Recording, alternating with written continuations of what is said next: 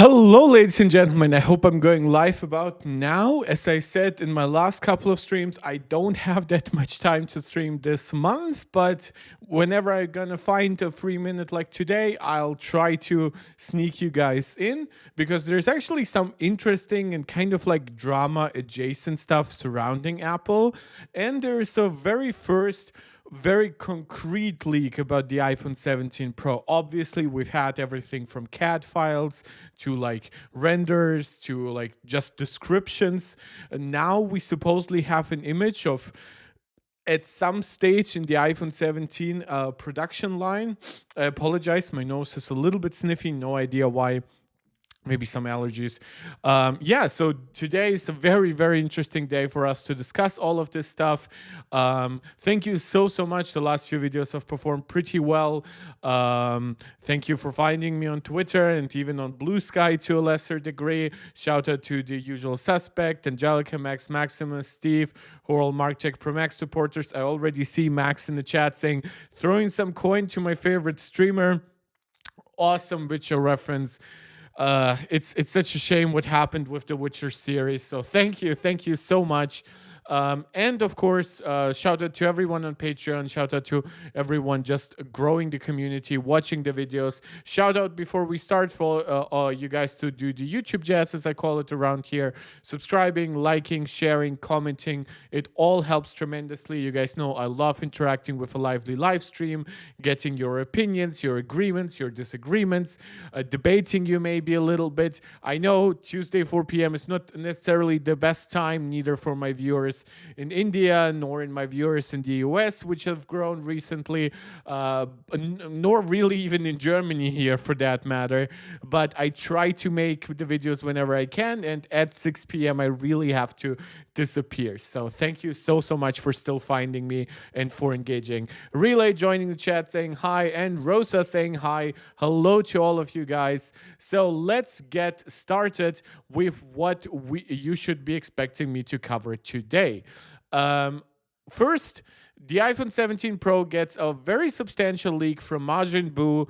Majin Buu being pretty hit or miss, but this is not necessarily the worst kind like of leaker. So I do cover Majin Buu leaks simply because I do think it makes sense to cover it. Some of its stuff really turns out true. Some of it gets commented on by other more reputable leakers. So in the end, if this turns out to be entirely fake, we can discuss that too. But yeah, for now, this is the main topic of today. However, obviously, we have covered already plenty of M4 MacBook Air stuff and M3 Ultra Mac Studio.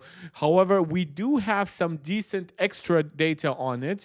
Specifically, we have Geekerwan's review on the M4 MacBook Air, and we have Tyler Stallman's review of the M3 Ultra Mac Studio, specifically aimed at content creators. Now, not all data that he will show is very relevant in my opinion, like for the vast majority, I mean. However, there are very interesting tidbits of where M3 Ultra legit like almost doubles the performance of the M4 Max. And then there are other tests that are clearly not optimized for the Ultra design with the up to 32 cores for the neural engine, for the extra encoders and decoders. And then you will see those tasks not really scaling much. And if you're somebody who really makes your money with a product like this and you're investing a lot of money, it's important for you to know, does your app even take advantage of my new M3 Ultra Max Studio? Does it take good advantage? Would I be getting technically way better value still with an M4 Max, which, don't forget, has newer hardware across the board? Has faster memory, but a lot smaller memory bandwidth because a smaller memory bus. It has better encoders and decoders, but only half as many. right? It has the fastest CPU core on the planet, but it has fewer cores than the M3 Ultra. It introduces a second generation ray tracing supporting architecture for the GPU, but it has only half as many cores as the M3 Ultra. So there's a lot to keep in mind. And again, I am not the person to give buying recommendations for people on the M3 Ultra. However, um, it is still interesting data. And some of the testing does not need like the several $1,000s that people are paying extra for 512 or hell, even 256 gigabytes of storage. You certainly don't need to pay Apple $4,000 for 16 terabytes of regular SSD storage. So there's plenty of ways to make even the M3 Ultra Mac Pro somewhat relevant to like prosumers or somewhere around that range. That being said, I hope that we are about. I'll have to remember maybe doing something in the middle of the video, but I'll get to that once we get there. Really asking, is the Geekerwan the 15-inch version? I think it is. They do show still some noticeable performance drops versus the obviously actively cooled M4 MacBook Pro, but it does still perform really, really nicely. And especially for bursty work, which is kind of the main point of the MacBook Air, that's where you really get kind of your money's worth almost. So let's get fully started. At first, I would actually really like to start with the iPhone 17 Pro Max leak here. Specifically because it's a small leak relatively, right? It might have big impact, but it's one photo. It's not necessarily going into the detail of what each and every part entails, right? So what we see here, basically a CNC part for the iPhone 17 Pro. We see the still triangular camera arrangement. We see the kind of disconnected portion of the LED flash and the LiDAR sensor. We see the hole for the microphone. And really, you're asking, I want to see if the two GPU cores are worth the extra. They are, because you shouldn't buy a MacBook Air without 512 gigabytes of storage. I know Apple's pricing on storage is outrageous in many ways. However, first of all, the 15-inch version, it already comes by default with the faster charger and with the fully enabled M4. But on the 13-inch, for the $200 that you pay to get 512 gigabytes, which I really recommend you get for a device in 2025, you get the fully unbinned M4 and the faster charger. Yes, those are maybe not the biggest changes ever, but especially on the 15-inch, you cannot even get it without. So I don't think that it's not necessarily that it's the 10-core GPU of the M4 that I think is worth it. But unironically, I think there is no configuration of the MacBook Air without a 10 GPU cores that is worth it. Because I still think you should be paying extra to get the extra storage. At that point, also the better charger, though that's not a transformative difference. Apple is nickel and diming you a little bit, but it is slightly better value than some people make it out to be. Like, I understand that it looks weird to be paying $200 to go from 256 to 512, but then you also pay $200 to go from 512 to 1 terabyte. So it seems like, oh, I'm literally getting half my money's worth. And that is true on the 15-inch MacBook Air, actually, where you already get the niceties on the baseline. But on the 13-inch, you really get the better config, right, with 512 gigabytes. So, Majin Buu. A leaker, a decent leaker, but one with slightly spotty track records, has predicted though some stuff that recently that has turned out true, so makes sense. We of course have also corroborating leaks from people like John Prosser. Maybe at some point we should be covering some John Prosser drama. That's a very different discussion. Quite honestly, I haven't been able to read too much into it. Supposedly, he doesn't pay the people properly who work from him, like who do like freelance work, like they help him with a video or they make a render for him or something like that, and then he doesn't end up paying them on time or the full amount. But that's a very, very different discussion for today. So, but obviously this leak does line up now with what we see here. Majin Buu is sharing this on Twitter to show CNC machined aluminum or titanium chassis components. So we do not get a leak of the actual material, which, in my opinion, would be the most interesting thing that Majin Buu could leak right now. But alas, he is not. So it mirrors this expected changes to like the elongated camera bar. The larger circular openings likely corresponds to areas for internal components like the MagSafe coil or battery. So we see here, it should be important. I believe this is facing inwards, right? In that regard. So it does not say that we'll have like a hole on the outside. Like this is like not it's facing inwards, of course. Don't even know why I doubted that. I thought for a second, oh, maybe, of course, if they polish all of that, but like with the really elevated parts around the MagSafe ring, I just don't expect this to like happen like on the outside, if that makes sense for you. But to me, this goes against some of the other rumors that showed that basically there would be like almost like a MagSafe wallet cutout size for different material. Now that could still happen because this might just be the internal like structural layout, the thing that also contributes a lot to cooling and things like that. But this is why I don't like leaks without context, because so you also have some stuff here. I don't know what this would be for. Like it could be for the speaker, it could be for the haptic engine.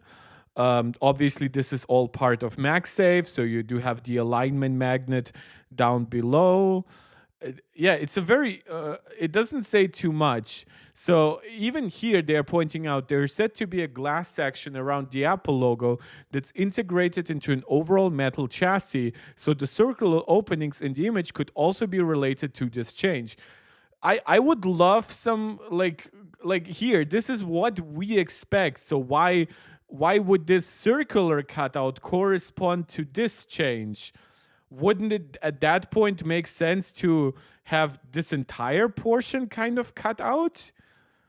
Yeah, it's a little bit weird. And this is why, honestly, this is the kind of stuff I would love for people like Mark Gurman to leak stuff like that, because they could actually comment on it more. Not necessarily because they personally have the highest expertise on these issues, but because I do believe that if they got a leak like this, they would also be able to get maybe some kind of internal commentary on it. They're also mentioning stuff like the rumor that the 17 Pro could get wireless reverse charging up to 7.5 watts. Again, the peak speed could change at any moment. Apple could limit it to 5 watts or something like that. If they even end up implementing it officially at all. Because don't forget, iPhones going back to the iPhone 12 do have reverse wireless charging, but it's so limited that it's basically only working with the official MagSafe external battery from Apple, right? So keep in mind, Apple might have that hardware around, but they might never choose to activate it for something like, first of all, the Apple Watch does not use regular MagSafe or Qi charging, so integrating Apple Watch charging would already be problematic, right? Unless you switch the next Apple Watch to Qi charging. AirPods, yes, they do support regular wireless charging. Some support even MagSafe. And currently, you can charge those kinds of accessories with an iPhone over USB-C. So that was thankfully one part of the transition from Lightning to USB-C. But again, nothing in here actually says anything about that. The fact that there is, but also, by the way, we don't even know at which stage of CNCing this is. Some stuff might just severely change before it's actually finished. I know he says 17 Pro Max is ready, but that could and does most likely refer to it being pretty much like there's nothing that's going to change from here on out, and Apple is just going to test it, Apple is going to refine it, and Apple is going to mass produce it, right? There are no going to be any big changes going forward. But he does not say what this, like, for one, what the material being used here is. Unfortunately cannot guess from the colors. Believe me, I wish you could. The circular cutout could be just as corresponding with the rumor that this rumor is wrong as it could that this rumor and this cat filing is correct. So it doesn't tell us much there. The only thing we really can take away is the elongated camera bar. However, what it means for how the phone is actually going to present itself on the outside, that's also a very different discussion, right? Will it be color matched to the chassis? Will it be entirely black or at least like a dark gray? We simply don't know right now. So unfortunately, out of all kind of like leaks and rumors and cat files and especially like leaked parts that he could have shown, this shows us the least, unfortunately, or the least from all the parts that show us anything important, right? I mean, he could technically just show us like the bottom portion, and then we wouldn't know anything. At least we kind of get a quote unquote confirmation about the new camera arrangement, which, again, it's growing on me. I think it depends a little bit on how Apple is going to treat the camera rings inside there. I don't want those rings to get like super duper vibrant, especially if this is like designed to be black on all iPhone models. But I guess we'll cross that bridge once we get there. It's really hard to say. And I mean, like, look at these older rumors. Like, rumors suggest Apple plans to use a half glass, half aluminum build. That's not even true entirely. Some rumors have said that that's not really what they were saying entirely. Also, it would increase durability. That's not really necessarily what happens. Aluminum, yes, as a metal, it's technically more durable than glass, but then it's also a question, what do you prefer? Do you prefer better scratch resistance or better like break resistance? So there is a lot of speculation going on, even from the people leaking this stuff, where they don't yet fully understand the picture behind it. Of course, we've also had leaks surrounding the actual sizing of the device, with 8.725 millimeters being around 5-ish millimeters thicker, 0.5 millimeters thicker than the 16 Pro Max, commenting that that would coincide with a larger battery. We've also had leaks, iPhone 17 vapor chamber. I believe that came out relatively recently. Oh yeah, that came out like a day ago. So this is coming from Chinese leaker Instant Digital. So Instant Digital and Digital TED Station, we've covered both of them. They both have a track record at this point, so they clearly have some insight into the production supply chain in China. Basically, the comment is that the 17 Pro models would be getting the more advanced vapor chamber cooling system, which would kind of also coincide with making the device thicker, which, while yes, you can make a vapor chamber very thin, at some point you don't really get the best gains from that. We see that from Samsung, where they have vapor chambers in their smartphones. In terms of like two-dimensional size, they're actually pretty decently sized, but they're so thin they don't really have that much cooling material in general. So hopefully by Apple going with a thicker device, uh, like with that huge camera bump too, they can find the internal space they need to really have a durable device, big battery, and good active cooling, good passive cooling with a vapor chamber. There were also rumors that the entire iPhone 17 family would get vapor chambers, but honestly, I can kind of see it depending a little bit on its price on the iPhone 17 Air. But and of course the Pros and the Pro Max, they're getting the A19 Pro chips. They are targeting higher performance. That all makes sense. But what doesn't make sense to me is giving it to the base 17, right? The 17 Air is super thin. You might actually need a vapor chamber to cool it decently, even. I would expect it to still have way worse cooling than the 17 Pro and Pro Max. But then on the regular 17, I kind of don't see Apple spending the extra money, unless, of course, it makes more sense to just produce more and more vapor chambers and then benefit from like mass order logistics. But this is entirely speculative. Most leaks and rumors point to it being on the 17 Pro and Pro Max. In fact, when we go back even further in leaks and rumors, for a while it was actually only the 17 Pro Max that was rumored to get changes like the vapor chamber. And then for a while it was rumored to be the only iPhone getting the narrow dynamic island. While now most leakers speculate that we might not get a redesigned dynamic island this year at all.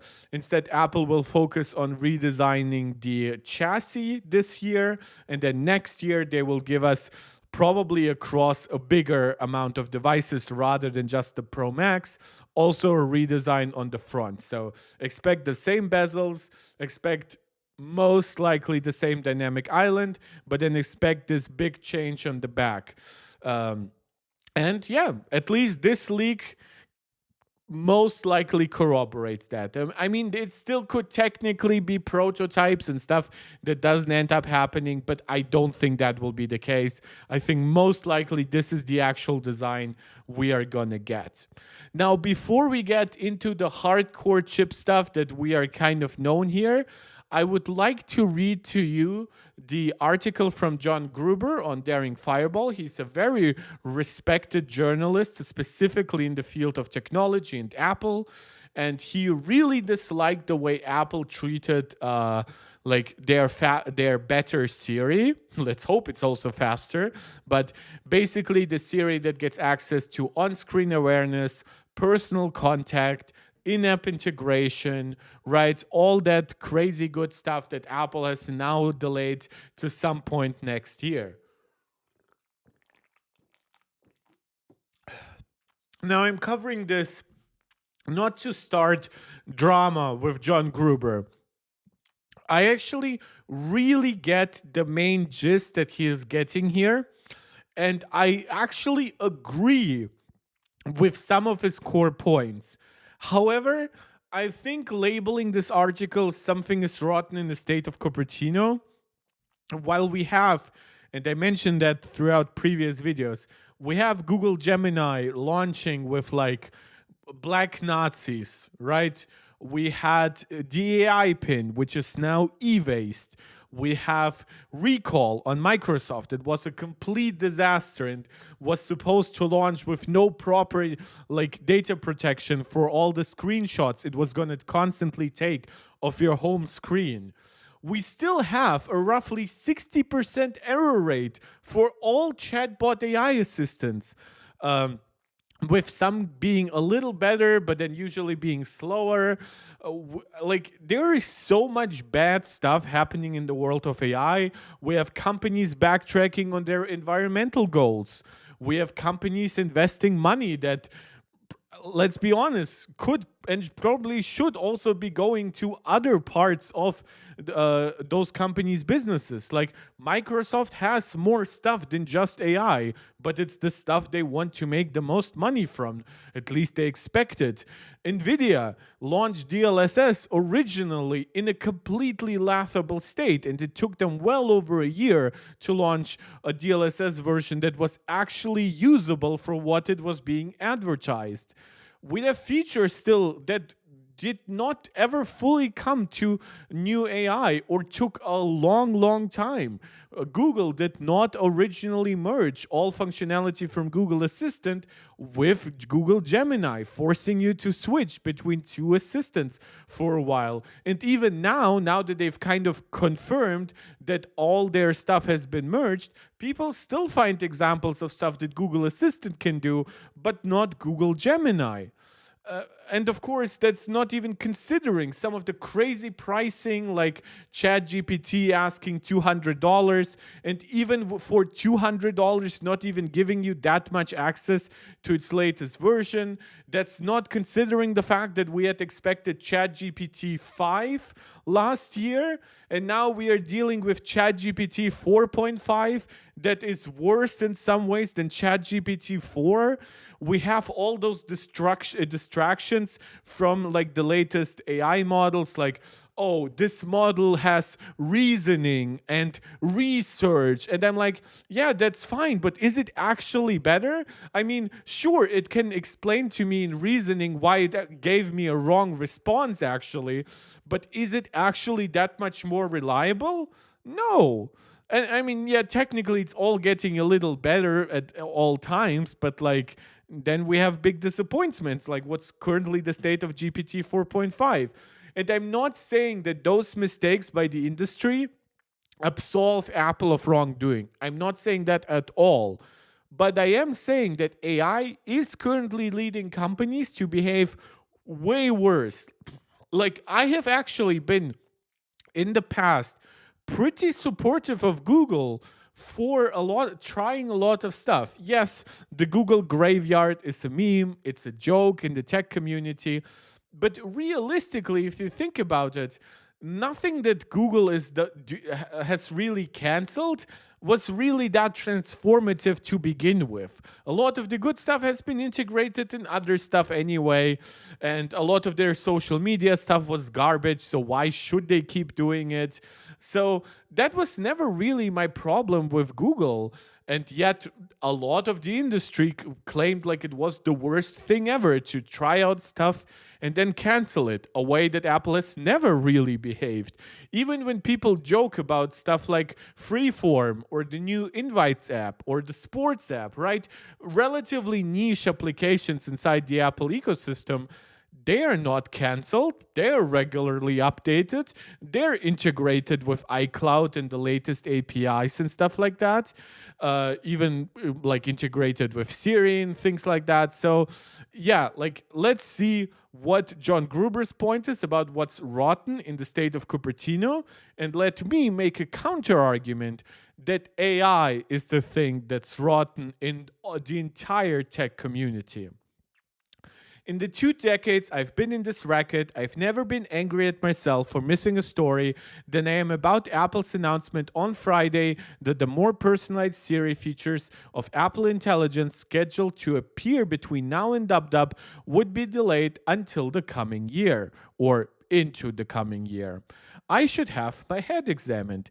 This announcement dropped as a surprise and certainly took me by surprise to some extent, but it was all there from the start. This is retroactive thinking.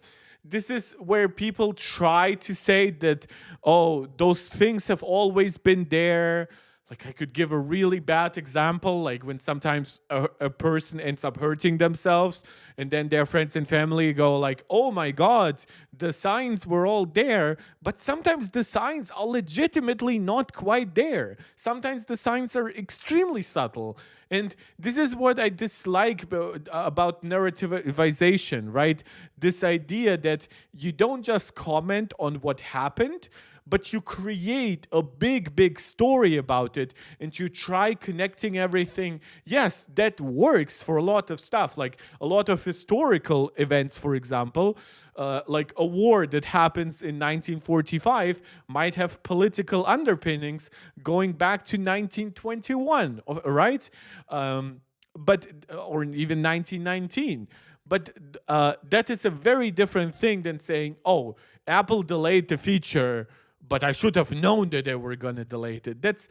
it does not have quite the same like logical underpinning, but we'll get to that once we actually go a little through the article. I should have been pointing out red flags starting back at DubDub last year, and I am embarrassed and sorry that I didn't see what should have been clear to me from the start.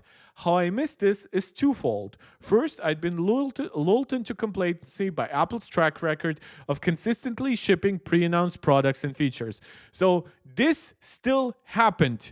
Apple Intelligence was delayed by a month and shipped tools, of things like writing tools. It shipped the redesign for Siri and the eventual ChatGPT integration.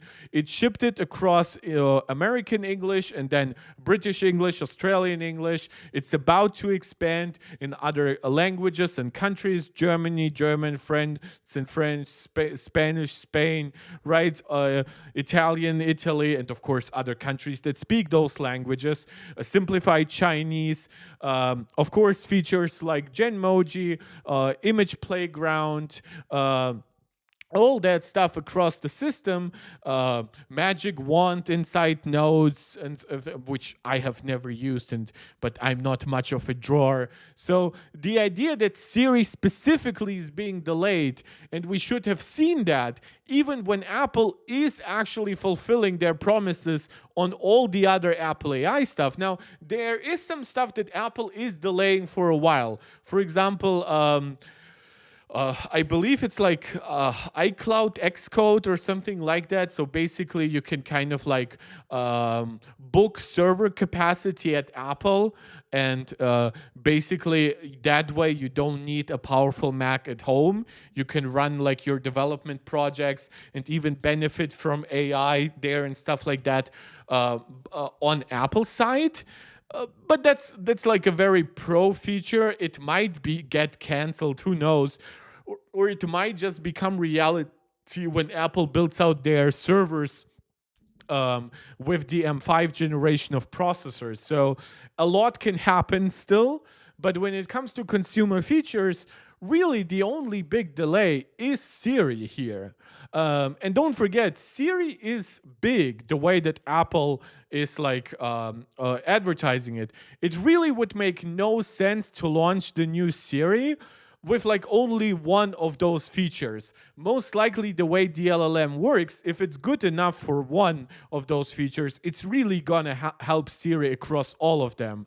So the fact that Apple sees still the need for like a year of extra refinement, it does suggest to me that their AI team does not work on the same schedules as their regular teams. And I know technically there's a lot of overlay here, but I suspect that they simply didn't have a good understanding of how long it would take to and this is the main discussion here, whether they didn't know how long it would take to develop those tools from the beginning.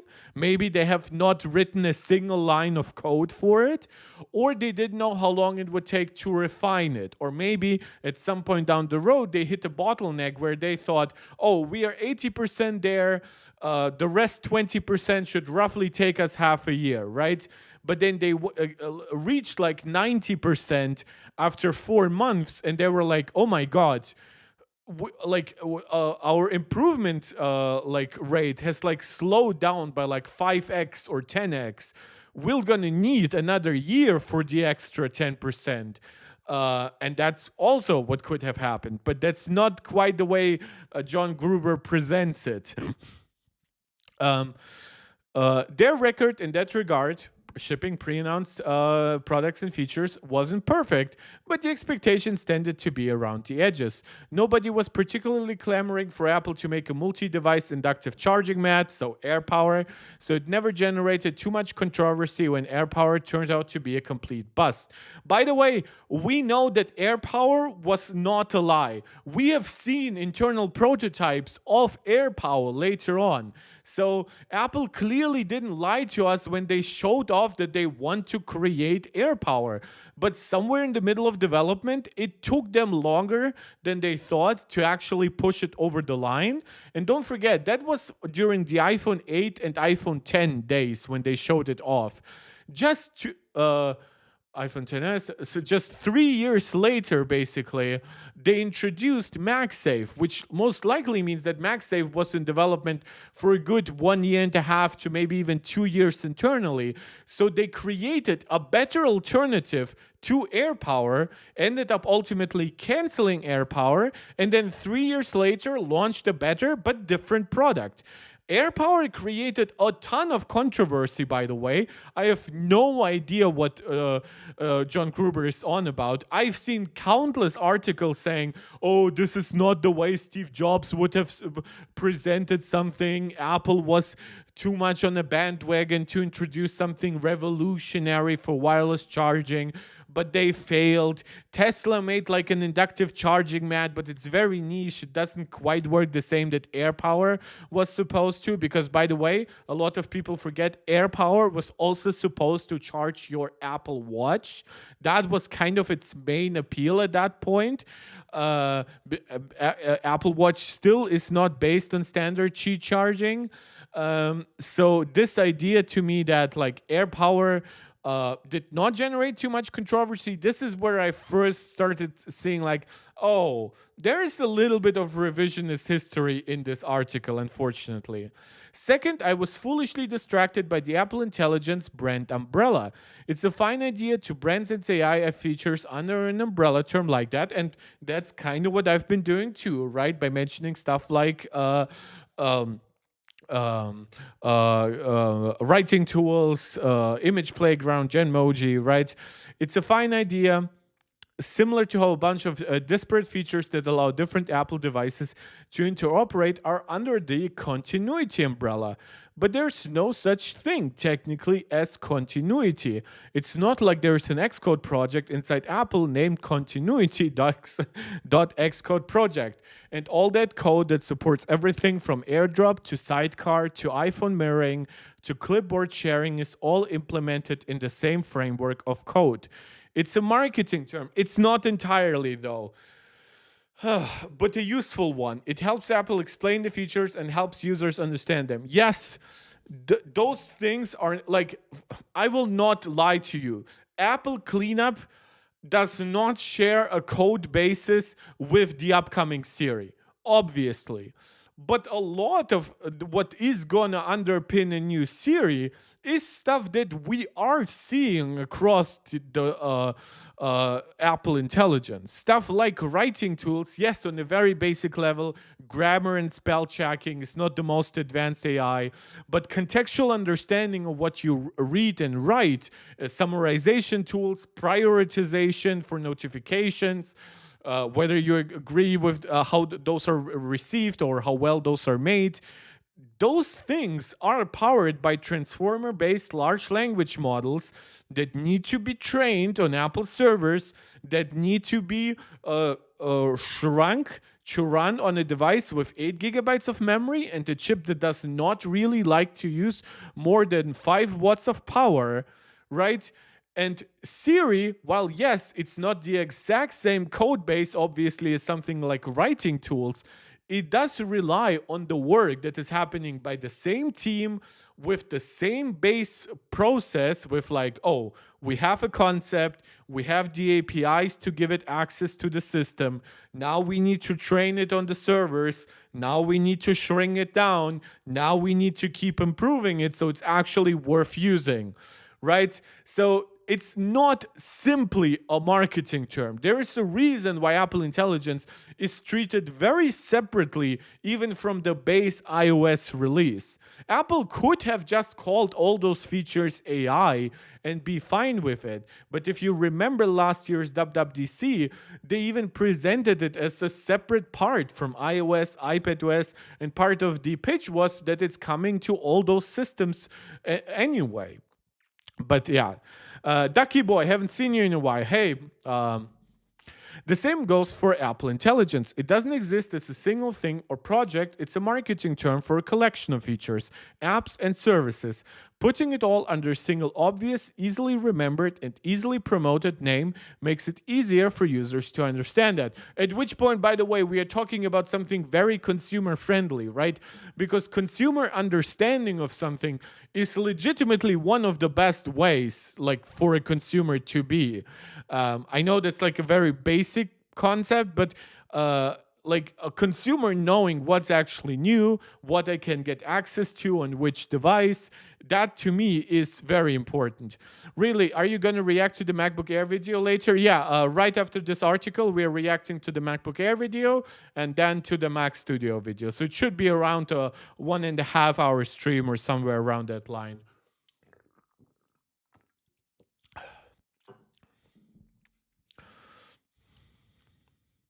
It also makes it easier for Apple to just say, these are the devices that qualify for all of these features, and other devices, older ones, less expensive ones, get none of them.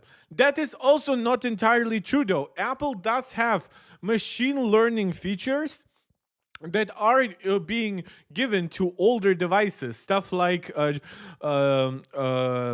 recording transcode or whatever, like basically turning it into text and stuff like that. That is machine learning powered, but it requires relatively little power, relatively little RAM. So it's coming to devices, I believe, as old as the iPhone XS with the A12 chip and 4 gigs of memory. Technically, that would also even include the iPhone XR with 3 gigabytes of memory, right? So yes, Apple Intelligence in that case is branding, but that branding also makes sense because stuff that is machine learning powered, but not necessarily powered by newer transformer LLMs, it deserves to be separately labeled, especially from Apple, who does run them mostly on device. Let's say Apple were to quietly abandon the dumb Image Playground app next year. It just disappears from iOS 19 and macOS 16. That would just be Apple eliminating a silly app that almost no one uses or should use. I hate this behavior so much. Like, here Apple is going so far away from what everyone else does. Image Playground runs on device. Image Playground is easily integrated in all your photos and the people that are recognized by your library. It does not steal stuff from like content creators or anything. It has very clear guidelines on violence and nudity and intellectual property. Yes, it's a very basic AI image generating tool. It's leagues behind like what Google Gemini can produce or even Grok can produce. But that's because those things are running on giant servers. They're stripping the entire internet for every data they can find. This is why that Sora video generation model that Marquez used to create this artificial tech reviewer on YouTube basically one-to-one stole that little freaking cactus that is on Marquez's desk, right? It stole it for no reason. It just associated it with, oh, tech reviewer on YouTube needs a cactus on the table, right? This is stuff that is not happening in Image Playground. And I'm not saying that to defend Image Playground. It's not very useful. But why the attack? Why not nuance to just how different Apple is pitching AI than everybody else? Ducky Boy, I mean, if you don't use it, they don't use it. There are clearly people who like it. That's the exact correct way. For all the other stuff, I will say the same thing, right? If you don't want to use image generation by Microsoft, ChatGPT, Google Gemini, Grok, right? For one, it's your decision. But the other thing is those have legit downsides, right? They consume an abhorrent amount of energy. They're running on very large models. They're using a ton of resources, like GPUs that could be reaching the regular gaming market are all being pushed down the throat of these AI companies right now. So they are actually increasing prices for consumers. They have forced all those companies to go back on their environmental promises on by which point in time they will be green. All the intellectual property questions, and with Grok, people even got it to like draw nude pictures. So image playground exists on such a different playing field that I feel like attacking it is actually ungratefulness, right? I'm not saying you should be kissing Tim Cook's feet, that he respects your privacy or that he's focused on security. No, Apple asks good money. We deserve to be asking good features back for the money we pay. We deserve a more unique take from them for the money we give them. They are a hardware first company. I want their software to be tailored to their hardware. But that's exactly what they're doing. So why are we attacking this? That wouldn't be a setback or rollback of Apple Intelligence. It actually would. It would be a partial rollback of Apple Intelligence features. The amount of water ChatGPT uses is crazy. Yeah, and don't forget, this is aggregated power usage in one area, right? That means the heat is generated in one area, you need the power in one area, and you need the water in one area. Some people have said, oh, what is the benefit of running something locally, right? Because running something locally, it still like creates heat and it still uses energy. For one, the amount you actually use is very limited in comparison to those models. Like Apple has more efficient hardware, plus their local hardware is just designed to run at lower power consumption than server class hardware, especially on an iPhone. But for example, generating a tiny bit of heat on my iPhone, jumping from 3 watts of power consumption to 5 watts, that's, for one, it's going to be passively cooled, so I don't need extra energy to get rid of the heat, right? The heat just moves away by itself. Second, I don't need a cooling medium. The air is going to do the job. I don't need water. I don't need advanced cooling systems here. Ducky Boy, you said the amount of water they're using is crazy. It's so crazy at this point. They're thinking of making underwater servers where you wouldn't need to get the water to there. The servers would basically exist in a constant water loop. It's insane the way, like how far we have come in our needs.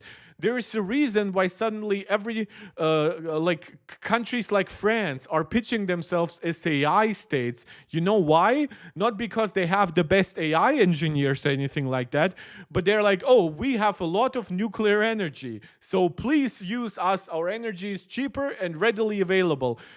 Guys, these people are thinking of building AI servers right next to nuclear power plants, so that they could route the energy right there. So as little energy is basically, they don't have to like negotiate with cities and towns for their energy. They would they would basically pay an energy company, please build a nuclear reactor. Of course, you can still sell your energy to the general grid, but we will be priority. We will build our server right next to you. This is how far we've come. This is the insanity of the current AI market. And John Gruber here is shitting on image playgrounds. I would actually argue that axing image playground would improve Apple intelligence. Its mere existence greatly lowers the expectations for how good the whole thing is. Okay, bullshit. Complete bullshit. What I mean by that is that it was clear to me from the WWDC keynote onward that by the way, Apple has already expanded Image Playground.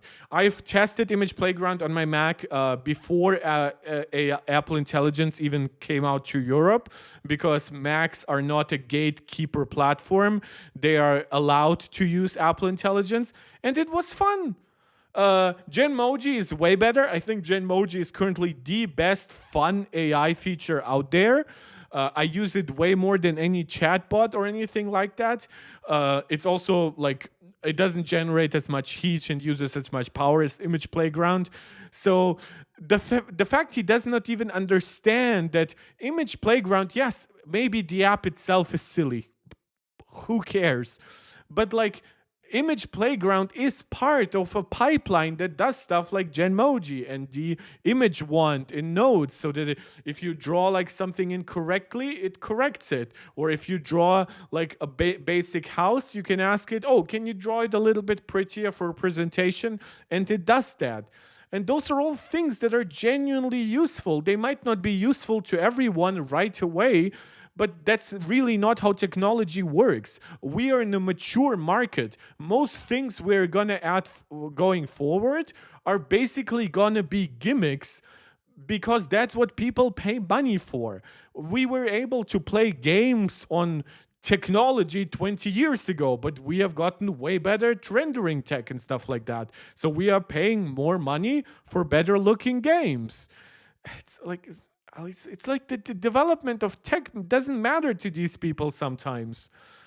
What I mean by that is that it was clear to me from the DubDub keynote onward that some of the features and aspects of Apple Intelligence were more ambitious than others. True. That's absolutely true. Some were downright trivial. Others were proposing to redefine how we will do our jobs and interact with our most used devices.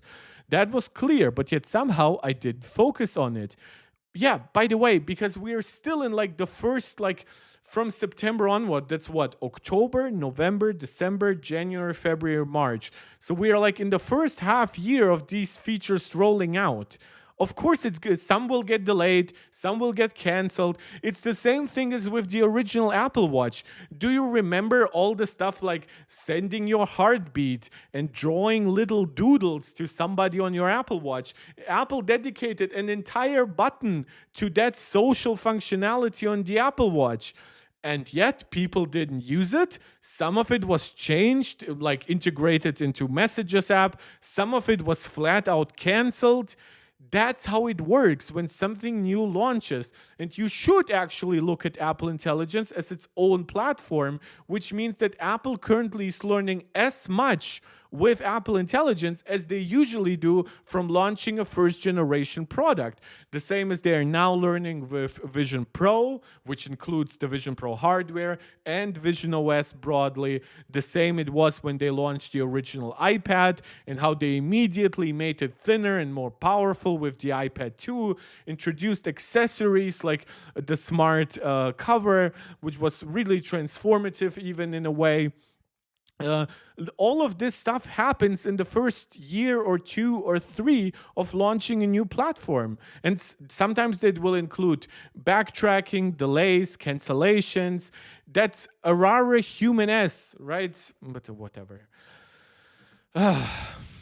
Apple itself strongly hinted that the various features in Apple Intelligence wouldn't all ship at the same time. True. What they didn't spell out, but anyone could intuit, was that the more trivial features would ship first, and the more ambitious features later. That's where the red flags should have been obvious to me. So again, whatever was a little bit easier to make came out first. That's not a revolutionary take. Tippermaster, me here with another dog questions. What are you watching on Crunchyroll recently? Wait, why is that a dog question? What am I watching recently? In terms of anime, I actually don't watch the latest anime that much. Just don't have time next to work, hobbies, social life, family.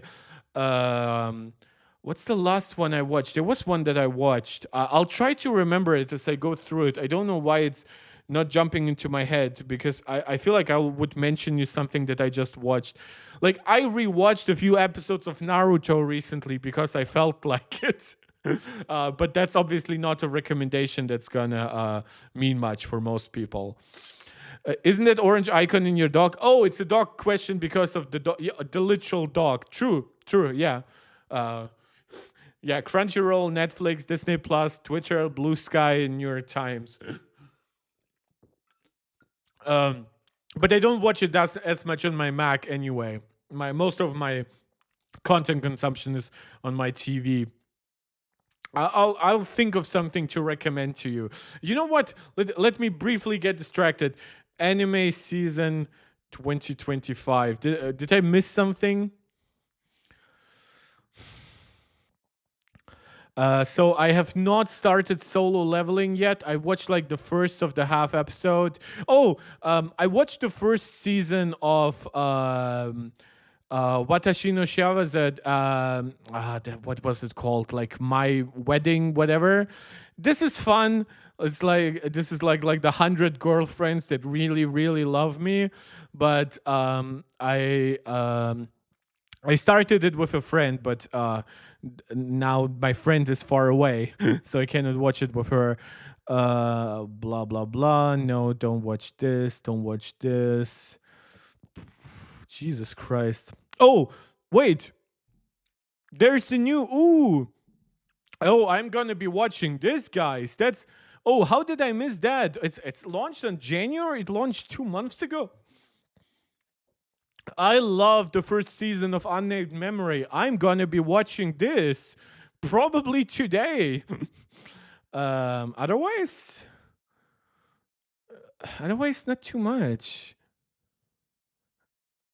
Like Jesus, what is this season? Ooh. The continuing stuff. Haven't watched ReZero in a while. Oh no. Okay. Yeah. Okay. Yeah. Let's. Don't watch One Piece. Oh, oh, of course. The last one that I watched fully was Dun Dun Dun Dun Dun Dun Dun. Dun. However you, how do you say it? Dun Dun Dun. Yeah. So that's the one I watched most recently. Hope that helps. Jesus. Let's get back to the John Gruber stuff. Um, In broad strokes, there are four stages of doneness or realness to features announced by any company. So, features the company's own product representatives will demo themselves in front of the media. Smaller, more personal demonstrations are more credible than on-stage demos, but the stakes for demo fail are higher in auditorium full of observers. Exactly. That's when you remember, for example, the launch of the iPhone 10 and Face ID and how it failed on stage, even though it actually didn't fail at recognizing his face. Instead, what had happened was because it's a big demo, people are running around cleaning the devices and stuff before that, making sure they're charged and everything, right? So somebody had previously opened the iPhone, it had tried to recognize a face, it failed, and once it fails like 3 times, it forces you to put in the passcode. And that's exactly what happened with Craig. It was not actually a failure of Face ID. The iPhone worked exactly as it was supposed to, but it resulted in an on-stage failure. Then, the second stage features that the company will allow members of the media or other invited outside observers and experts to try themselves. Yeah, that makes sense. We don't even need to read all of that. Features that are released as beta for devs, enthusiasts. That makes sense. And then features that actually ship to regular users. All of that makes perfect sense. As of today, March 2025, every feature in Apple Intelligence that has actually shipped was at level 1 back at WWDC.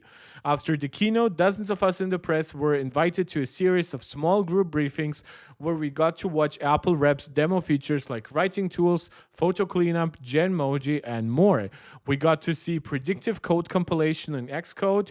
What has shipped as of today, they were able to show in some functional state in June. So this is, in my opinion, the best point, which is Apple has not given to anybody outside of Apple yet access to the new Siri features. So that honestly makes you somewhat doubt the authenticity of the existence of that newer Siri, right? Now, I should be saying that that does not mean that the Siri is a lie, the new Siri is a lie, or that Apple is duping everyone, and that in fact they have nothing to show, and they only delayed it because they kind of had to, and they still have nothing to show. I've seen people already speculate stuff like this. However, yes, Siri thus far has been treated a lot differently than those other tools inside Apple Intelligence. Where is it? Where were we?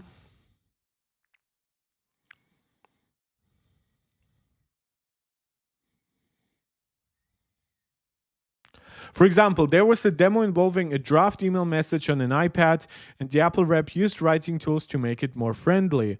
Blah, blah, blah. LLMs are non-deterministic. I asked whether, as the Apple rep was performing the same demo for each successive group of the media members, the more friendly result was exactly the same each time. He laughed and said no, that while the results are very similar each times, and he hopes they continue to be, hence the laughing, that there were subtle differences sometimes between different runs of the same demo. Okay, makes all sense. We didn't get to try any of the Apple Intelligence features ourselves, so this was a very curated, hands-on. It was more of a hands-on for Apple executives. So he ranks all of that as level 1. However, at least they got a level 1 for this, but what they didn't get was to see the more personalized Siri at all. Of course, the more personal Siri has personal context, on-screen awareness, and in-app actions with integration potentially also to third-party apps, not just Apple's own apps. And Apple's own example for that would be like a request like send the email I drafted to April and Lily, right? So of course, we have talked about the specific features here on this channel. We have talked about what specifically is being delayed. So there's nothing wrong in what Gruber is saying here. But, of course, no demonstrations of any of that. So they were basically at level 0. And he is saying that this should have basically triggered his alarm that, oh, betas are coming relatively soon for a lot of it. We are kind of seeing some of the Apple Intelligence features, but we are not seeing Siri at all. So if there is any one candidate for a big delay, it would be the new Siri. Now, my counter to that is that most of the features that he is discussing here launched by last December. Siri, personal Siri, was always designed to launch sometime in 2025. So the fact that it didn't get a demo with features that were supposed at all times to come up 3, 4, 5 months earlier, honestly, is very necessary context that he is trying to avoid here, right? I know he's saying we now have those features, but we actually have had those features mostly for a while. Maybe not in every language, but especially in English, especially in the United States, most of those features were actually like there for a while now. But of course, Siri still has neither had a big demonstration or a beta for it. In fact, we were kind of supposed to get a beta for all of this kind of now and then get the official release in April. But alas, that's not what really ended up happening. Apple was either unwilling or unable to demonstrate those features in action back in June, even with Apple product marketing reps performing the demos from a prepared script using prepared devices. So it should be noted with prepared scripts, there are 2 ways, 2.5 maybe, that you can run that kind. First is it's completely artificial and it basically is completely pre-programmed to give you this exact response. Or it's basically entirely tested and geared toward that specific response, which means the actual on-device processing is still authentic. But if you asked it to do anything else, its failure rate would probably be monstrous, right? So that's the difference, for example, when we see sometimes in the gaming media. Sometimes we'll see a new game demoed, not Dame demoed. And that demo could actually be a legit slice of the actual game, but it might be specifically tuned to be like short, concise, and geared towards like a presentation. Or it could be completely artificially created because the actual game is so far from actually existing that it just, like, if you show them people the actual game code as it exists right now, people would scream and run out of the building. So again, even here, there's a little bit of nuance to be had. This shouldn't have just raised a concern in my head. It should have set off blinding red flashing lights and deafening klaxon alarms. So this is important. No, it shouldn't have, because Siri was always supposed to come out later than the other features. So it makes sense for it to get demos later on. If Siri had still not gotten any, and it didn't, by like December or even January of this year, and Apple had not confirmed that we would be getting anything in beta, that's when he should have been worried. So when he's saying, I should have been worried from June, the more nuanced take is he should have been worried, but more from like December on. Even the very engineers working on a project never know exactly how long something is going to take to complete. An outsider observing a scripted demo of incomplete software knows far less just how much work it needs. But you can make a rough judgment. That's not true. It's a rough judgment, but it's a very rough judgment, especially for new hardware. For new features, like all this new generative AI craze with non-deterministic outcomes and stuff like that. That is very much new. It's barely 3, 4, 5 years old, and it's on the mind of the regular consumer for like the last 2 years. So the understanding of even a tech journalist of when a feature can come out is extremely limited, to the point of being completely worthless as an opinion. Blah, blah, blah, judging based on the realness. But the feature or product that Apple isn't willing to demonstrate at all is unknowable. That is correct. Is it mostly working and close to, but not quite demonstratable? Is it only kind of sort of working, partially functional, but far from being complete? Fully functional, but prone to crashing, blah, blah, blah. So this is actually a very good point. Apple gave themselves the public benefit of the doubt by not showing a Siri that potentially was so bad, then upon demonstration, journalists are basically saying, oh, this thing isn't coming out even early next year. It's probably coming out in 18 months or maybe even 24, right? So this is good criticism. So while he did not give Apple any benefit of the doubt at this point, I do believe that it's very important that to cover that Apple basically put themselves in the best light by showing you stuff that they had already kind of working, and by not showing you stuff that is definitely not very much working. What Apple showed regarding the upcoming personalized series, DubDub, was not a demo. It was a concept video. They only demonstrate actual working products and features. So this is basically saying Steve Jobs would have acted differently. But it's not just Steve Jobs as Apple, but even Tim Cook, until this DubDub, would not have shown you a demo a concept video, right? Now, it should be important. We don't know if it's like, is it a concept video in the sense that it's like an artificial video that's not really based on something that the device is even in beta or internal alpha currently able to do? Yeah, but a lot of Apple's videos are like somewhat artificially created. They use the actual capabilities as a baseline. And that is also how the infamous ad with Bella Ramsey was created, where clearly somebody had thought, oh, it's time to market this. What do we have? Right? And the engineers explained to like the marketing team, and this was a complete failure on Apple's side. They should have asked the engineers, guys, are you even remotely ready to deliver what will be in this ad? They should have made the ad. Then they should have let the engineers look at it. And they should have told them, oh my God, we're like a year away from this functionality.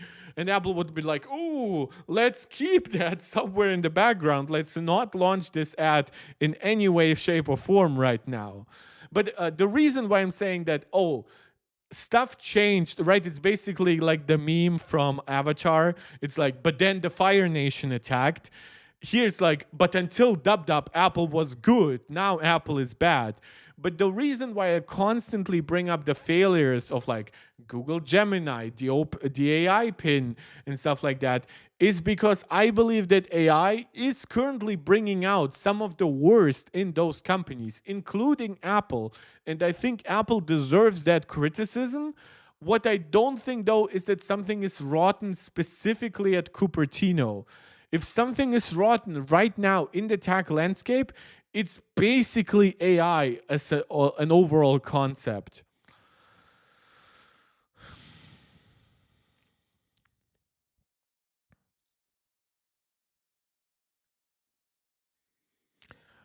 My deeply misguided mental framework for Apple Intelligence last year at DubDub was something like this. Some of these features are further along than others, and Apple is showing us those features in action first, and they will surely be the features that ship first over the course of the next year. So that was entirely correct.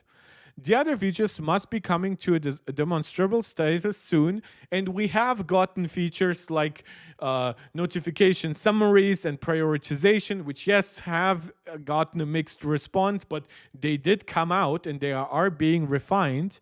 But the mental framework I should have used was more like this. Some of these features are merely table stakes for generative AI in 2024, but others are ambitious.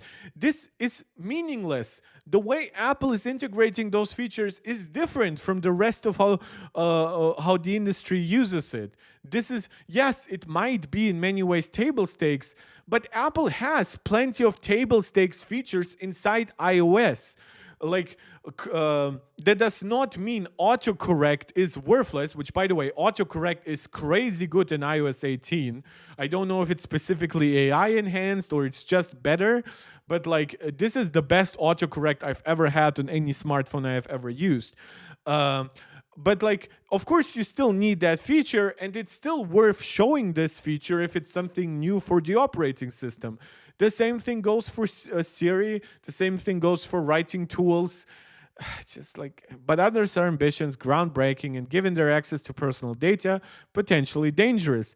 Apple is only showing us the table stakes features and isn't demonstrating any of the ambitious, groundbreaking, and risky features. So at least he acknowledges that there are other complications here for Apple to tackle beyond the ambitiousness, right? It might just be that the ambitiousness on a technological level might be less of an issue for Apple right now than the riskiness. We simply don't know.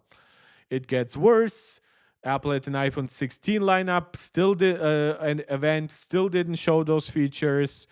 Obviously, the same happened with the M4 announcements. And then now we have last week's announcement.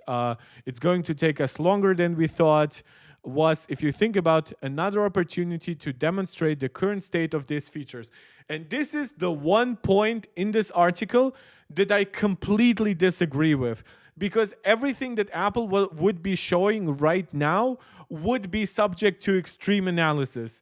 If they showed something that looks too good, people would be saying, oh, why aren't you launching it? It's probably a lie what you're showing us now. If it shows any mistakes, people would be saying like, oh, it looks terrible. It's probably never gonna come out. All of this with Apple's unique standing as like a tech company that also has a very big social impact. It generates a lot of attention on social media. Its features are known by the broader public more than a lot of other tech companies' features.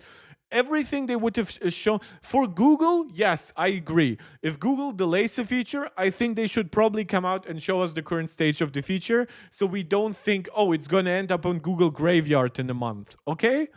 Not for Apple. Apple only has to lose. You see, Apple is losing now by not showing it. I already given you examples of how they would lose if they showed it. This was a lose-lose scenario, this delay. The only win in this scenario is that Apple didn't release a feature that was fundamentally broken in the way that Google initially launched Google Gemini, that suggested you should like use glue to better connect the cheese to your pizza and stuff like that. So that's about how other AIs launched initially. Kev Chata, late here. My new dilemma is MacBook Air 15-inch M3, 16 gigabytes, 512, or a MacBook Pro 14 base M4. Is Air screen prone to crack? No, why should it? It's still like a inside a durable device. Like, but my God, like, for $250 difference, the MacBook Pro, you're getting the faster M4 chip, right? You're getting the same storage and memory. You're getting better sustained performance. So that's two advantages. Faster chip with better sustained performance. You get better speakers. You get a larger screen, a ProMotion screen, a brighter screen, HDR capable screen. Um, you get the same like I don't like, you get an extra USB-C port. Bro, for $250, that's an easy upsell. I know sometimes you hit a certain like limit in budget, and if you do, then obviously think like that. Don't spend money on something you don't need. But if you have that money, better screen, speakers, more ports, active cooling, oh, longer battery life. That to me is a no-brainer, dude. Yeah, so hopefully that helps. So, Duke Nukem Intelligence. Why did Apple show these personalized Siri features at DubDub last year and promise their arrival during the first year of Apple Intelligence? Why, for that matter, do they now claim to anticipate rolling them out in the coming year if they still currently do not exist in demonstrable form? So again, this is now circular logic. Because Apple didn't show it, it means it's not in any demonstrable form. That's like no, Apple has a lot of stuff that might be somewhat close to launch. Like, do you think that the M4 MacBook Air a month before now was in a completely non-demonstratable form? No, Apple just wanted to sell out of M3 and M2 MacBook Airs, and they wanted to hit like closer to a new quarter, so the finances make sense and stuff like that. And they wanted to like have some build up, create some marketing. Like, this is now circular logic. He's now using his own summaries and his own statements to attack Apple again, right? This is not actually a new point being made. If they do exist today in demonstrable form, they should, demonstrate them. No, that's a completely arbitrary standard. We are in March. We just had hardware shown off. We have Apple Intelligence features that actually released. We are 3 months away from WWDC. This is where I expect Apple to show those features and actually demonstrate them. What would be the point in showing them in March if it's only launching like a year from now? I'm not trying to be obtuse here, though I pretty much am. It's obvious why some executives at Apple might have hoped they could promote features like this at DubDub last year. Generative AI is the biggest thing to happen in the computer industry since the previous breakthrough this century, like mobile, social media, cloud computing. I would also bring up stuff like search engines. There's a lot. Nobody knows where it's going, but wherever it's heading, it's going to be a big, important, and perhaps profitable. That's a good statement. Wall Street certainly noticed, and prior to DubDub last year, Apple wasn't in the game. They needed to pitch their AI story, and the story that involved nothing but table stakes AI features isn't nearly as compelling. Oh, bless me. Sorry, guys. A story is one that involves innovative, breakthrough, ambitious personal features, blah, blah, blah. So this is now bringing up all the same stuff. 15-inch air image lets me hold buying eyeglasses. Yeah, but you get like a 14-inch screen, 14.2 versus 15 inches. You also get a higher pixel density screen. So I know, yes, with 1-inch larger screen, you can make your text slightly bigger and things like that. But I don't actually think it's worth all the compromises. Like, who knows? My best friend bought like a 15-inch MacBook Air rather than a Pro, so it's clearly selling. So blah, blah, blah. He's basically saying Apple tried to sell a story to Wall Street, to investors. The only thing that was essential was telling a story that was true. And basically, he is implying here that the fiasco is not even that Apple is late on AI, but they basically told you a not-true story. Now are suffering an embarrassing delay, and now are under a bigger scrutiny for all of those features.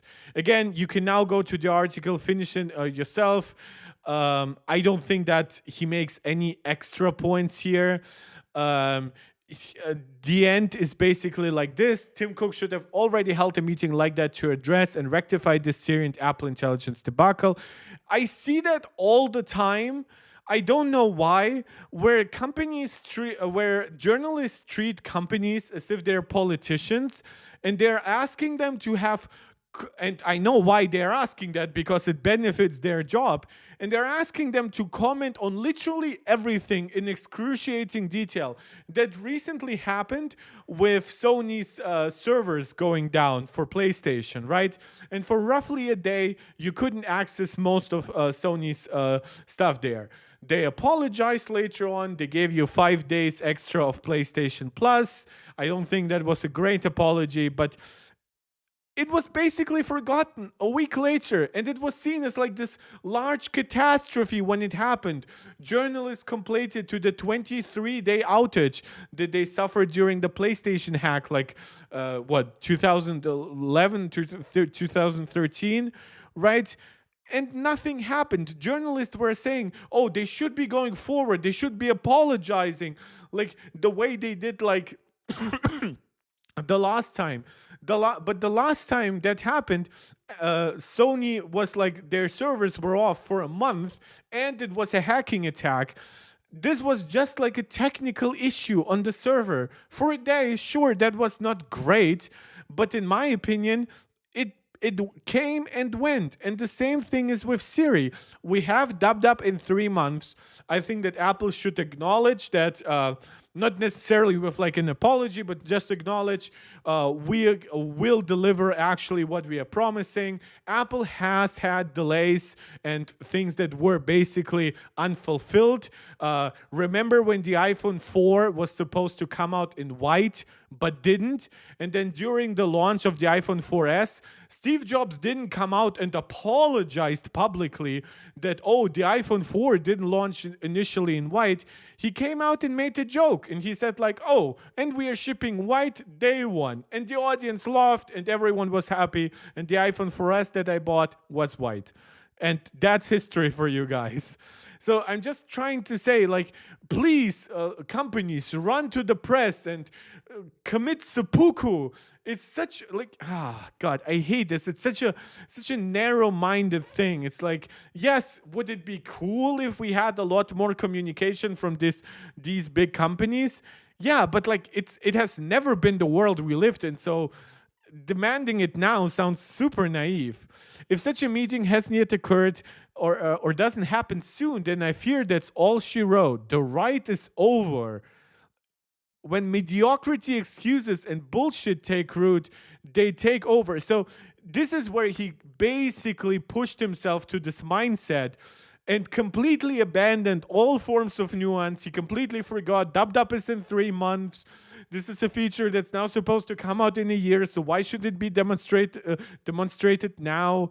Like, and this is where his anger really goes from being productive, because anger can be very productive, and it moves to just shallow, very reactionary thinking. A culture of excellence, accountability. By the way, a culture of excellence and accountability is not always the same thing. Steve Jobs strived for excellence, and he did occasionally acknowledge mistakes in public, but he did not run out and apologize. Do you remember? You're holding it wrong. So this is revisionist history at this point. He's asking Apple to behave in a way that no company in the world behaves. And integrity cannot abide the acceptance of any of those things and will quickly collapse upon itself with the acceptance of all three.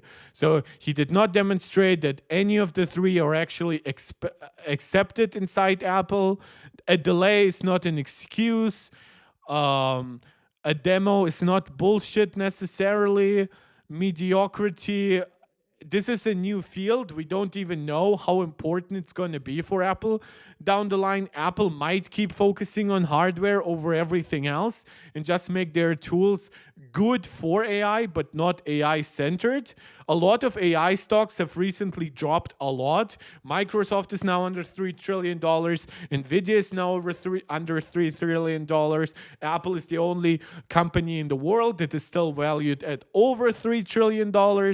So again, now we are looking at very much like self-aggrandized statements where you apparently have so much higher standards than everyone else. And I'm really not into this. Also, all the examples of Steve Jobs, it's always selective, always ignores all the stuff that Steve got wrong. He always ignores all that stuff that Steve canceled, all ignores that stuff that Steve changed his mind on. Yeah, so I'm not even gonna regurgitate any of that. So yeah, I actually, I don't know, did I miss the ending when I first read it? Because this one made me angrier than I remember. Side note, if Best Buy Plus members, when ordering, you need to fill an email and some number linked to account. If not, they make an issue. Okay, doesn't help me. I'm in Europe. We don't have Best Buy over here. But good luck to you, man, in your purchases. So that's it for this article. Let's quickly react to the MacBook Air review from Geekerwan. It's important. I don't actually want to go through the entire review because we have already reacted to the M4 MacBook Pro, of course. Now, this is a very nice explanation of the lineup here, where you see stuff, especially to the big increase that the M3 Pro to the M4 Pro has seen.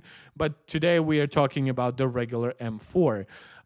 They're highlighting connecting it to two external screens while keeping the laptop lid open. They are bringing up Intel's Lunar Lake as its biggest competitor. So this is important. So they are running Cinebench R23. So the actual raw performance here is significantly more advantageous. The M3 easily beats everything Lunar Lake in Cinebench 2024, in basically every other benchmark. So completely ignore the performance level. You see the nice almost 30% increase from M3 to M4.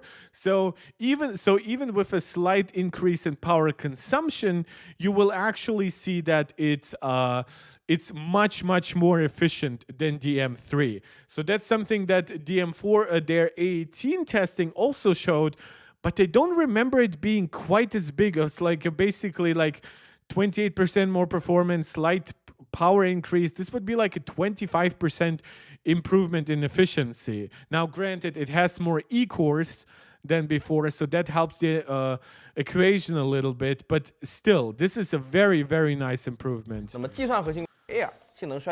So you see how power degrades over time. M3 also had, obviously, this is a passively cooled device, and you have the much higher package power of the Lunar Lake chip here, consuming a lot more power. And again, this is Cinebench R23. Realistically, the M3 will be faster in basically everything than Lunar Lake. 和核心数量的增加后的258表现已经是有显著提升的。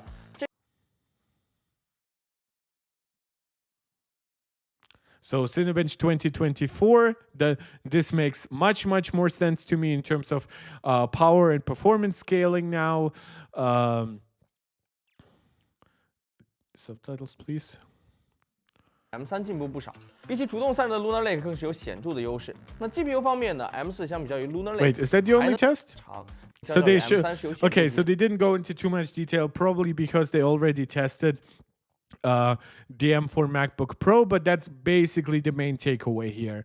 M4 is faster and also more efficient than M3, and you see here like some big gains too. By the way, we've seen like some ridiculously high M4 Pro and M4 Max results with like Cinebench single core. So that's very interesting to me, to be quite honest.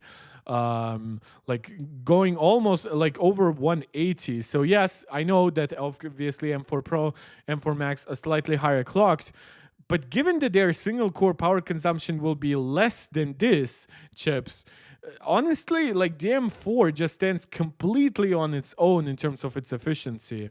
So 3D Mark still Nomad Lite. So Do they only test Still No at Light? Okay, looks like they're not testing Wildlife Extreme, which is something I wanted to praise.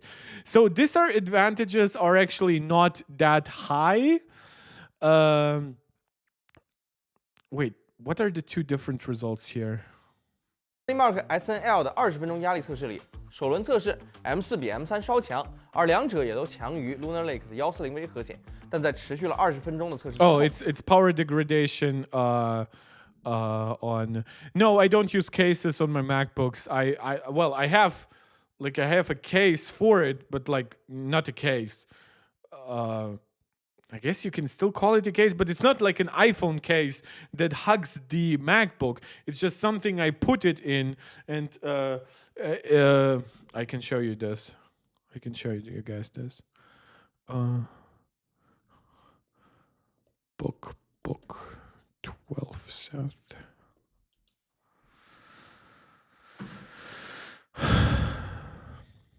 So that's what I use.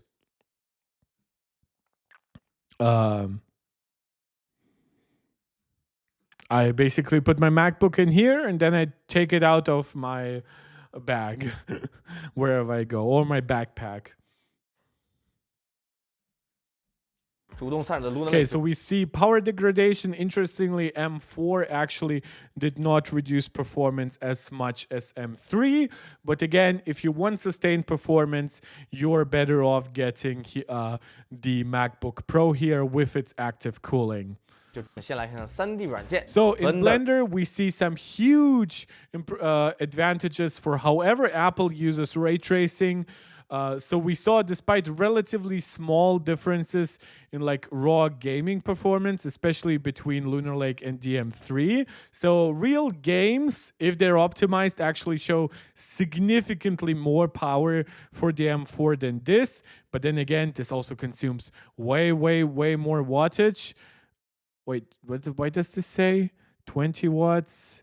It says package GT Core 10. Okay, I don't quite know what this exactly means.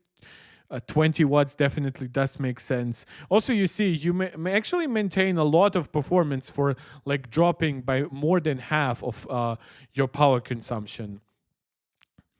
Yeah, and in Blender, you see like the ray tracing, however Apple is doing it, huge advantages to the point of almost doubling the Lunar Lake results on M4 sometimes. And again, don't forget, this is all happening with both M4 and M3 using less power than Lunar Lake. 7-zip, so nice CPU performance. Premiere Pro really likes single core performance, so the scaling here makes sense. Also, you have this higher sustained performance on the Mac Mini, giving it even a slight boost over the M4 MacBook Air 15-inch. And then in gaming, it really depends on the game. It's really hard to make statements, partially at least because even games that are running on Apple Silicon, like Baldur's Gate 3, are not necessarily always very well optimized for macOS, at least for now, which is a little bit of a sorry state of the industry. They also bring up some advantages here. For example, they ran DeepSeek's 32B model on the MacBook Air with 32 gigabytes of RAM, and then on a Lunar Lake device with 32 gigs of memory. And what had happened was that Apple was able to run it on the 32 gigabyte MacBook Air, while Lunar Lake was not able to fit it into its memory constraints on Windows. So again, Apple might charge you an arm and a leg for their unified memory, but they're clearly utilizing it at least a little bit better than their competitors. And last thing I wanted to bring up, raw AI performance also still way better on Apple Intelligence. You see almost double the performance here for some stuff, but well, that's CPU. Really? Is that the neural engine tests? Because that would mean Lunar Lake is actually a really good neural engine. I mean, it would still be behind the M3, but nice uplifts. And then, yeah, on a more memory constrained task like 32B, here you had to like rely on a different way of testing it. Oh, now I get it. They weren't able to run it on the GPU because the GPU does not have full access to all the 32 gigabytes of memory. It probably has a similar limit to like what Ryzen AI chips have, which is like 75% of the overall RAM pool. So they had to run it on the CPU, and then it was a lot slower. Okay, that's interesting. And finally, the last point is battery life. They have mixed usage testing, some video watching, some office stuff. Across the board, M3 MacBook Air already wins even against devices with even more battery capacity. And this is, by the way, best case scenario here, where the device was tuned down to 60 hertz. But then, of course, the M4 MacBook Air actually giving you a solid extra hour of battery life. So while Apple on their website promises you the same battery life, you're actually getting a little bit more, unless you're actually doing something powerful. In that case, you're getting roughly the same battery life. So really, really good results. Also bodes really, really well if you can get an M4 MacBook Pro, because in that regard, you get an even larger battery for an actually slightly smaller screen, a screen that also supports energy-saving tech like variable refresh rate. So you would end up with a beast of a battery life device on that M4 MacBook Pro. But now that we have the MacBook Air out of the way, let's briefly... I've reviewed some pretty powerful... Right, really saying, so the GPU is clocked higher. Where? You mean on an M4 versus M3? Or do you mean between the MacBook Air, between the 15 and 13-inch MacBook Air? Because, yeah, the difference here will be in peak clocks. You will... the absolute peak, if those devices are evenly cooled, they're probably the same. But in most scenarios, because your device will get faster heat soaked if it's a smaller device and it's passively cooled, so no fan or something to help it with that, then yeah, your 15-inch MacBook Air will end up with faster clocks. Yes, M4 is also faster clocked than M3, both on CPU and GPU, and as far as I know, the neural engine too, but there are architectural advantages. So M4 does not reuse the same GPU as the M3, but only clocked higher. It certainly does not do it for the CPU, right? Because we know it also switches from ARM v8 to ARM v9. So however you want to perceive it, yes, there is a clock speed increase. I mean, that's partially what N3E is for. It clocks higher than N3B. But there are also architectural advantages specifically for ray tracing, for example. Plus, with the higher clocks of the chip itself, there's also another part that is higher clocked, and that is the memory. So that one goes back to benefit the actual like GPU and stuff like that. Powerful computers in my day. We do photo and video production for work. So we're working with 100 megapixel photos, 8K raw video. So this video is not, to me, super interesting in its entirety, because we have now covered the M3 Ultra Mac Pro Mac Studio plenty. Oh, Valley of Plenty. Man, that reference to The Witcher really got me going. Of course, we have the different RAM configurations. M4 Max maxing out at 128, M3 Ultra maxing out at 512. So we actually have some pretty interesting tasks that he ran on. The one that really stands out to me is actually the first one. The Ultra, and that's what we saw here. The M4 Max took 6 minutes and 31 seconds, while the M3 Ultra took 3 minutes and 37 seconds. That's great. That's kind of what you would expect. I mean, this is more than twice as powerful of a machine, and it took about... I mean, it's literally not more than twice as powerful, because it has double the cores, but an older core architecture. Half as much time. Like, denoise like this is a task that I think a lot of photographers... So that was AI denoise. I'm not sure what this task benefits from, whether it's just the raw GPU compute or it also accesses the neural engine, but that one was an example that really benefits the M3 Ultra. That being said, you do not get that on everything. Rebloom AI Retouch actually ran slower on the M3 Ultra, which suggests to me that it doesn't scale at all with extra GPU, CPU cores, or the extra neural engine. And instead, the faster CPU cores, the faster individual GPU cores, and the faster individual neural engine on the M4 is benefiting you. Though in this case, I actually would have loved to see if this task showed any difference on something like an M4 Pro or a regular M4, right? So we would know if it actually utilizes just stuff like the neural engine, which is obviously one fixed component.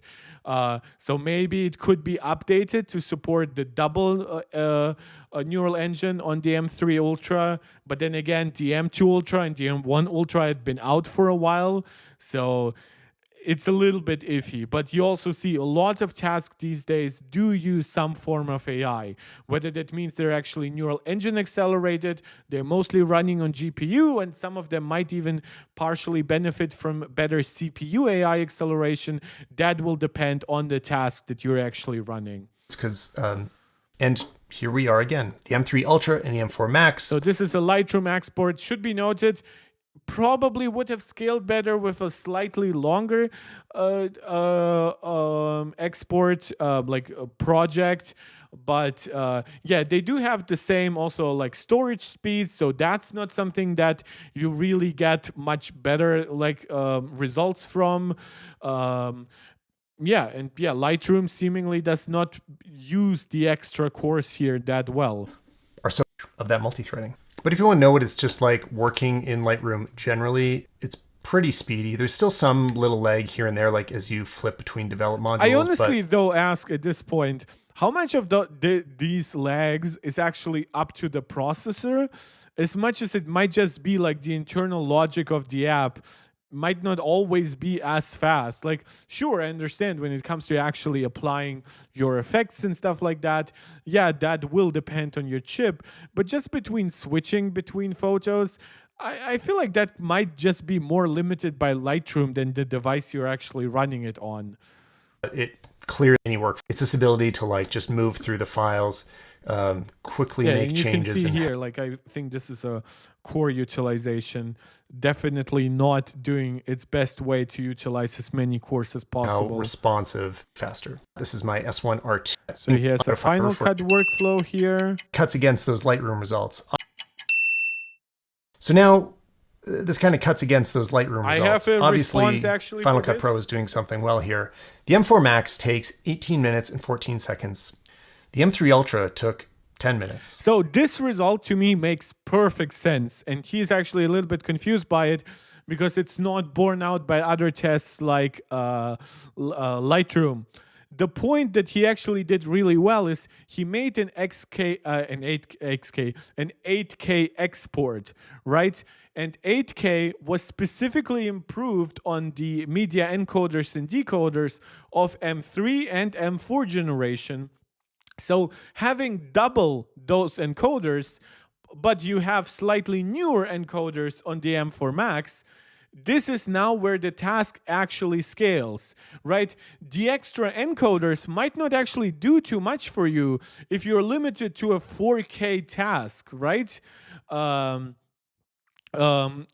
Clearly, Apple is trying to advertise the usage of higher resolutions to a degree. But yeah, if you are working with 6K and especially 8K files, you will actually benefit from Ultra over Max. I was debating between MacBook Pro M3 Pro 14 unbinned and base M4. M3 Pro has better GPU results, and base M4 has better CPU.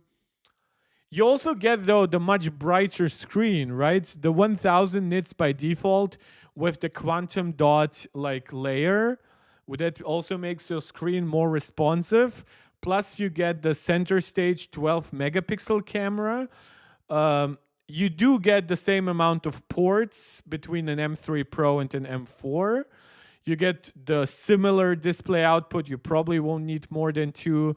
It's still Thunderbolt 4 in the M3 Pro, so you're not losing like Thunderbolt 5 if you were debating between like M4 Pro and M4. honestly, I would say M4 in this case, especially given that the M3 Pro just it didn't really have too much to offer, even in terms of like graphics tasks.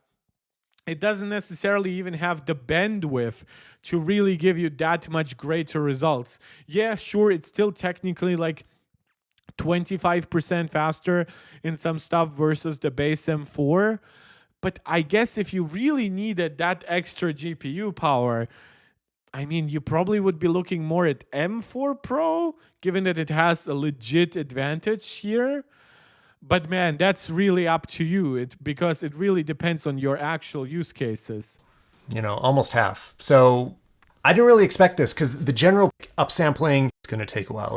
The GPU cores start to kick in. And eventually, as it goes, you'll see 100% utilization. It'll just kind of keep spiking like that.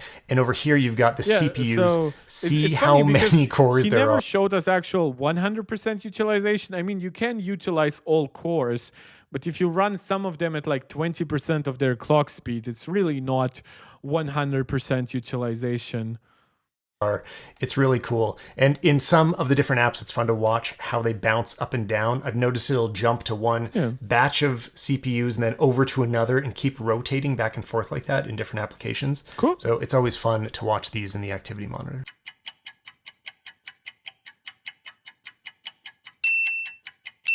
So the results are in from Topaz Labs, and the M4 took 4 minutes and 10 seconds, and the M3 Ultra took 3 minutes and 22 seconds. Okay, so here we don't see that great of a scaling. It really depends on your use case. If whatever you're doing here would make you real money, maybe it could be worth it. But honestly, yeah, this is why for most people, especially for most people with regular money, I do recommend the M4 Max.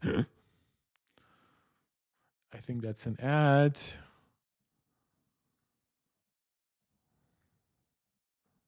Is that all in terms of?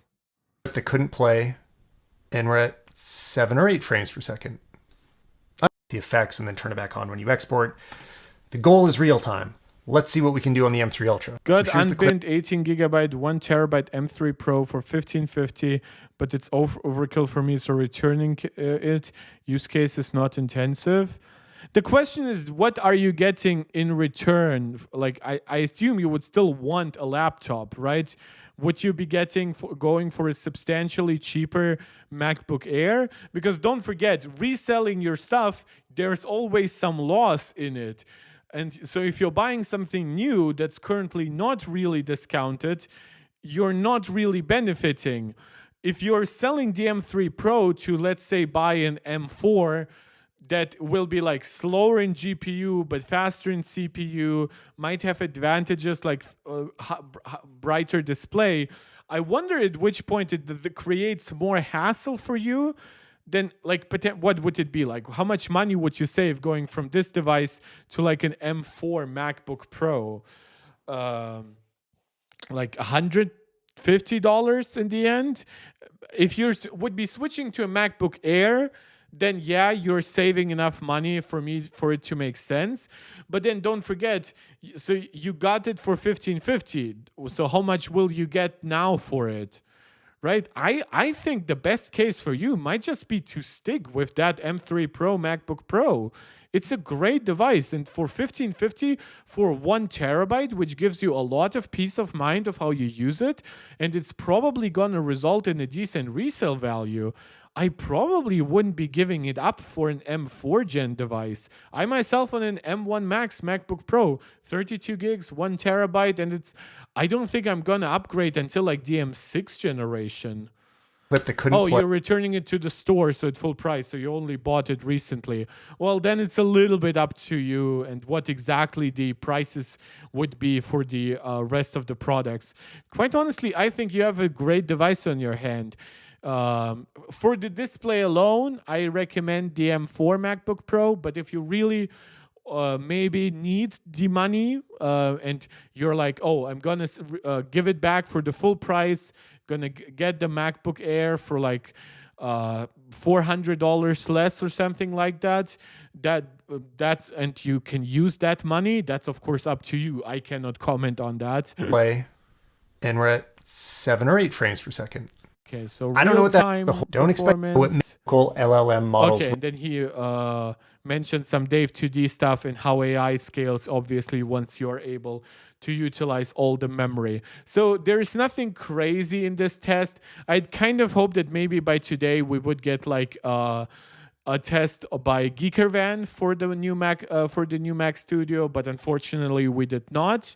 So yeah, let's just hope that we really keep getting great breakdowns. Like I know that Android Psi and probably Mr. Mac Right are gonna test the M3 Ultra, but I've also seen like Android Psi does not have the fully unbinned Mac Pro, as far as I understand. Android Psi. MacBook Air M3 will be $500 less. With recession coming in US, need to budget. There will not be a recession in the United States. I promise you that. There will be a small economic downturn that is not gonna like flatten the economy or anything like that. Trump will be pushed by more sensible, traditional Republicans into giving up on a lot of his current politics, or the people will just take care of him at that point. Don't forget what happened to Kennedy for like running some negotiations between like trade unions and large companies. Like if Trump is gonna like deliberately crash the US economy, you bet you ass like a lot of traditional Republicans will not let that continue.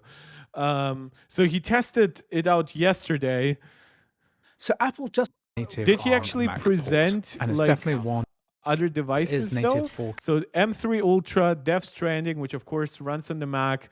This is the binned version, 80 FPS. okay. After all, it's barely using any RAM, only about 9.6 Yeah, gigabytes. this 5 game gigabytes of which are it looks good, but at this point it is a little outdated. A Lies of Pi.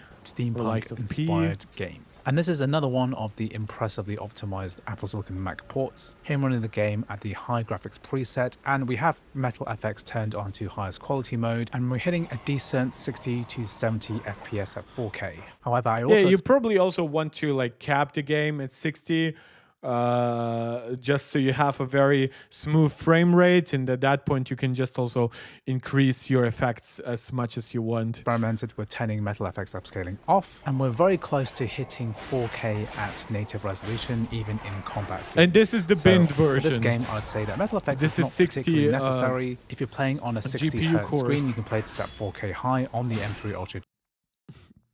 I would love to see this compared to the M4 Max. Even if it were just on the MacBook Pro, which probably wouldn't run quite as high as it can on the Mac Studio. Red Dead Redemption 2, so that's now with crossover Working on 25. the Apple Silicon Mac. And finally, we have good performance thanks to all of Apple's I work. wonder if the game would even perform much worse at higher resolutions. This almost looks like this is like a translation layer CPU bottleneck. Like 75 FPS, this chip should be capable of way more than that. Friday, March 14 is deadline for the new government budgets. In my opinion, government will shut down. Yes, government will shut down. I agree with that. Though, I mean, John Fetterman is gonna sign it in the Senate. So that leaves, I mean, it's a 52-48 Senate, with JD Vance being able to, like, in the case of a 50-50, break the tie. Will we have more than 3 detractors from Republicans in terms of the budget? I'm honestly not sure. I think they would be afraid that Trump would literally order a drone strike on them if that happens. My first instinct is to say that there will be a government shutdown, but honestly, I'm not so sure. It's definitely a very, very volatile time right now in the US. Come to us in the European Union. We are being more stable and united these days. The Last of Us Part 1. So that game also became compatible because of crossover 25. This one definitely does have issues though. I've heard that it suffers from some graphical artifacting. Now at 4K at 45 FPS, it's not bad, but it's clearly should be running course, at least like to get better 55 or 60 in my opinion. But this game also will look fantastic at 1440p. He's running it with FSR 3.1 performance. Okay, so I'm taking that back. That means it's more of more running internally at like 1080p. Ugh. Okay. Nah, then this game definitely needs some better tooling, or more better. Apple needs to work with Sony directly to port their PlayStation games to macOS, to put them right on the App Store, to make PS4 games that were originally PS4 and its code base compatible with iPads as well. And then the latest generation devices, they might even target exclusively like Pro and Max chips if they wanted to. More, and they'll still Uncharted 4, also a PlayStation Us, Studios game. This one is older. This one is running at FSR2 quality, which is necessary. FSR2 is really bad. I would probably run it at native 1440p rather than running it at 4K.